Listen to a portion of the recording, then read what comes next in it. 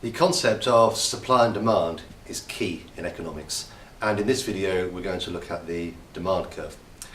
Now I'm going to start off with a slightly random example which I have experienced, maybe you haven't, but just work with me.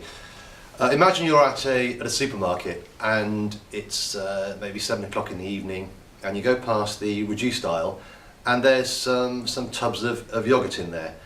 Now you've possibly noticed this yogurt before but haven't paid much attention because maybe normal price in the normal aisles, perhaps it's relatively expensive.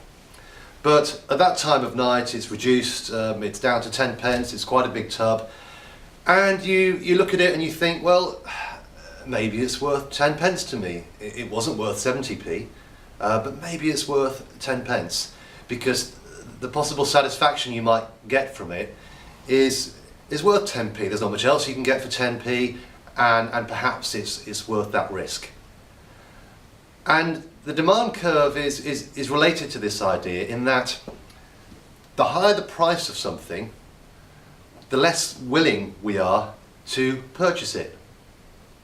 Usually, for normal goods, that tends to be the case. But as the price falls, we tend to be more willing to buy something because we're taking less of a risk, and maybe as the price falls down, there's not as many other things that we could spend our money on, and so we think, well, okay, actually now the price of that thing has fallen, it's become of more value to me. And so when we draw a demand curve, we have two straight lines, not so straight here, but imagine they're straight axes. We have price, we have quantity, and convention tends to dictate that we tend to put a little zero here. There's other things we can do if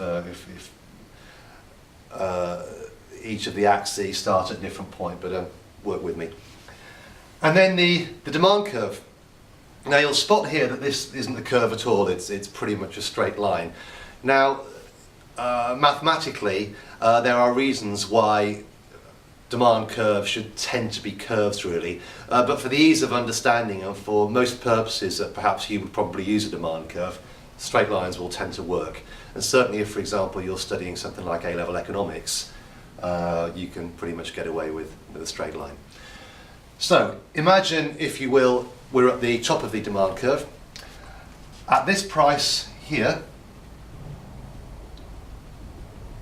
if we do some dotted lines, at price P, Q will be demanded. So if this price is, say, 70 pence, maybe 5 or 6 units will be demanded at that price. Because the price is high, people are less willing and able to buy that product. However, as the price falls,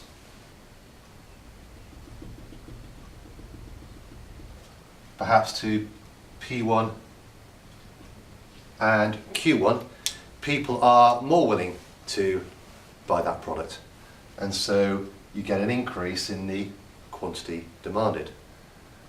And you can pick any 2 points on this demand curve and draw dotted lines and show what's going on there. Now if this was for an examination, convention dictates that really you should have a title explaining what it's for, so it could be demand for yogurt, and for many exams you will actually get marks for labelling each thing clearly as well, so it's worth labelling the axes and your changes and the demand curve itself, which we tend to label as D. So there is your demand curve.